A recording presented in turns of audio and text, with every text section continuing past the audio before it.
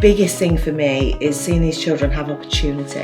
They have opportunity, they have the things that they should have had that didn't know that they needed. There's so many little wins in it. The rewards are, and from a personal level actually, because, having had a career and having a few diverse jobs and having satisfaction from that, I think, would I want to change and go back actually?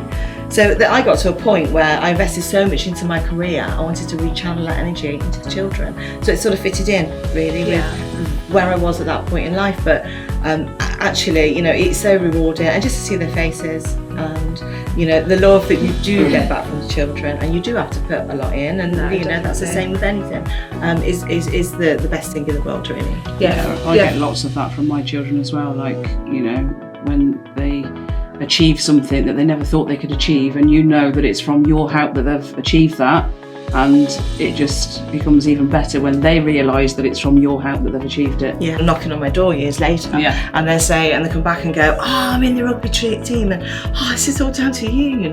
It's heartwarming. Really it is, and that is a big reward.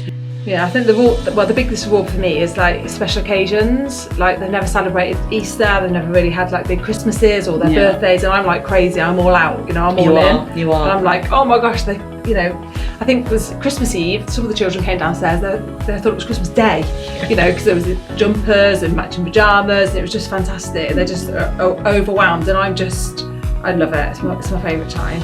Having experiences that they've not had before, especially for them occasions that, to children that are nurtured, it just becomes natural, doesn't it?